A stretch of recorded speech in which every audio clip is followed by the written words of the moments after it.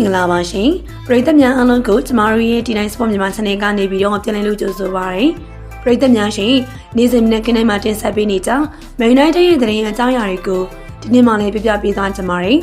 ဒီနေ့မှာကတော့ပထမဆုံးအနေနဲ့ဘက်တီအသင်းမှာခြေစွမ်းနေပြနေတဲ့အန်တိုနီကိုဘာရမြူနစ်ကစိတ်ဝင်စားနေရဆိုတဲ့အကြောင်းအရာနဲ့စတင်ကြပါမယ်ဘာရမြူနစ်အသင်းဟာမန်ချက်စတာယူနိုက်တက်အသင်းမှာခြေစွမ်းပြဖို့အတွက်ရုန်းကန်နေရပြီးတော့အငှားချထားတဲ့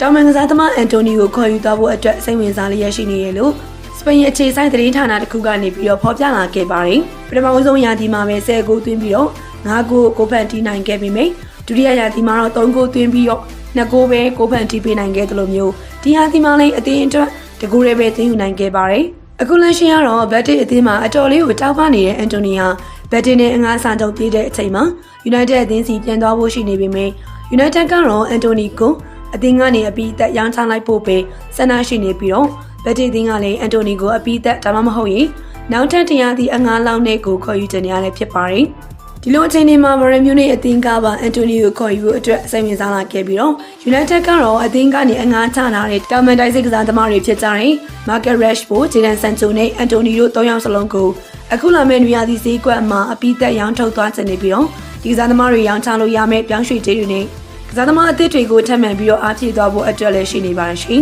။နံပါတ်2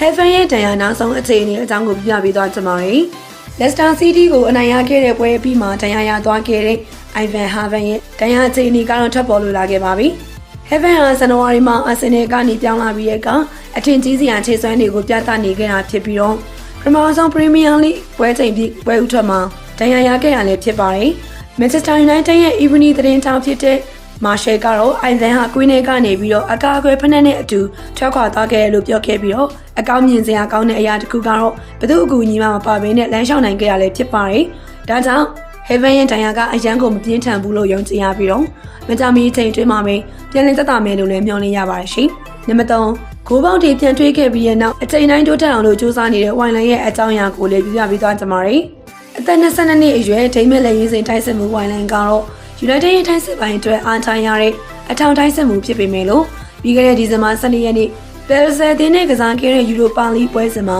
ဂိုးသွင်းခဲ့ပြီးတဲ့နောက်ပိုင်းတွေက22ပွဲစရိုက်အထိကိုပေါက်ပြောက်ခဲ့ရပါတယ်။ Asian Leicester အသင်းနဲ့ကစားခဲ့ရတဲ့ပွဲစဉ်တွေမှာ United ရဲ့အခွင့်ဂိုးကိုဝိုင်လန်ကသွင်းယူခဲ့တာဖြစ်ပါတယ်။ဝိုင်လန်ပြင်ကိုသူ့လိုပဲဂိုးပေါက်အကြိုင်ပြောက်နေတဲ့အသင်းပေါ်ဂါနာချိုကလည်းအသင်းအတွက်ဒုတိယမြောက်ဦးဆောင်ဂိုးကိုသွင်းယူရင်းနဲ့ဂိုးမိုးခေါမှုကိုအဆုံးသတ်နိုင်ခဲ့ပါတယ်။ဒီလိုမျိုးဂိုးတွေပြန်ပြီးသွင်းယူနိုင်ခဲ့ပြီးတဲ့နောက်ဝိုင်လန်ကဂိုးသွင်းယူတာကကျွန်တော်အတွက်အရင်အရေးကြီးသလိုကစားသမားတိုင်းအတွက်လည်းအရေးကြီးပါတယ်။တိုက်စစ်မှုတွေအနေနဲ့ကျွန်တော်တို့ဂိုးတွေသွင်းရမှာပါ။ကျွန်တော်ရဲ့ကစားပုံကိုအများကြီးလှုံ့ဆော်ခဲ့ပါတယ်။စိတ်ပိုင်းဆိုင်ရာလည်းပါပါတယ်။ကျွန်တော်ဖြည်းဖြည်းချင်းတိုးတက်လာတယ်လို့လည်းထင်ပါတယ်။အဲ့ဒါကိုဒီဂိုးနဲ့မြင်နိုင်ပါတယ်။ဒါပေမဲ့ကျွန်တော်ဆက်ပြီးတော့တိုးတက်ချင်ပါသေးတယ်။ဒါအရန်ကိုရေးကြည့်ပါတယ်။ Manchester United ရဲ့ကစားသမားတစ်ယောက်အနေနဲ့ဖိအားတွေအများကြီးလည်းရှိပါတယ်။ဒါကိုလည်းကျွန်တော်သိပါတယ်။ဝေဖန်ခံရတာတွေကပုံမှန်ပါပဲ။ကျွန်တော်အမြဲတမ်းတိုးတက်ဖို့ကြိုးစားနေပြီးတော့ပိုကောင်းလာအောင်လို့ဆက်လုပ်ချင်ပါသေးတယ်။ကျွန်တော်အခုထိအရန်ကိုငယ်သေးတဲ့ကစားသမားတစ်ယောက်ပါ။ကျွန်တော်ရဲ့ကစားတဲ့ပုံကိုဆက်ပြီးတော့လှုံ့ဆော်ဖို့လိုပါတယ်လို့ပြောသွားခဲ့ပါတယ်ရှင်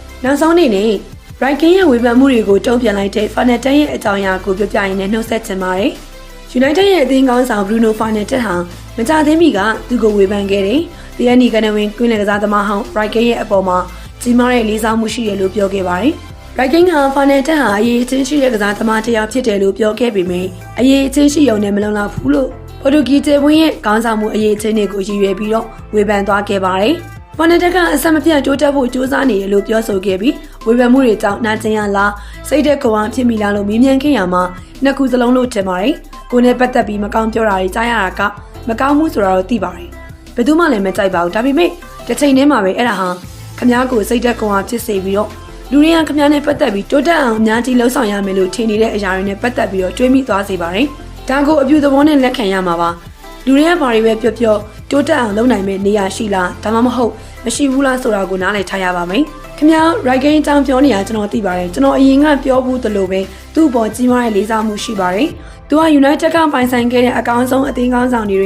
တယောက်ဖြစ်ပြီးတော့အသင်းအတွက်လည်းအံ့အားသင့်စရာကစားသမားဖြစ်ခဲ့ပါတယ်။ဒါကတော့သူ့ရဲ့အမြင်ပါ။ကျွန်တော်ကိုကစားသမားတစ်ယောက်အနေနဲ့အသင်းကောင်းဆောင်တစ်ယောက်အနေနဲ့သူထင်မြင်တဲ့ပုံစံမှာဒါကိုလေးစားရမှာပါ။အကောင်းဆုံးအသင်းကောင်းဆောင်ပဲမဟုတ်ပါဘူး။ အကောင်းဆုံးအသင်းပေါ်အကောင်းဆုံးလူတစ်ယောက်ဖြစ်လာဖို့ကိုနီကိုဝမ်နဲ့လုပ်နေပါတယ်။ဒါကိုနေတိုင်းလုပ်နေပြီးတော့လေလေ့ကျင့်ခန်းအစီအစဉ်တိုင်းမှာလေလုံသမျှအရာအလုံးကိုစံပြဖြစ်အောင်လို့စူးစမ်းနေပါတယ်။ဒါပေမဲ့အားလုံးကတော့သဘောမကျနိုင်ပါဘူး။အားလုံးကလည်းအတူရတူညီမှာမဟုတ်ပါဘူး။အားလုံးရဲ့အမြင်ကိုတော့ကျွန်တော်လေးစားပါတယ်လို့ပြောသွားခဲ့ပါတယ်ရှင်။ဟုတ်ကဲ့ပါဒီနေ့ရဲ့သတင်းအကြောင်းအရာကဒီလောက်ပါပဲရှင်။နားဆင်ပြီးခဲ့တဲ့အတွက်ပရိသတ်များအားလုံးကိုလည်းအထူးပဲကျေးဇူးတင်ပါတယ်။ဒီဇိုင်းပရိသတ်များအားလုံးလည်းနေအထွက်မှာရွှေကွက်နဲ့ငွေတွေအပြည့်အမောက်ခံယူနိုင်ကြပါစေလို့ဆုတောင်းရင်းနဲ့နှုတ်ဆက်ခဲ့ကြပါရှင်။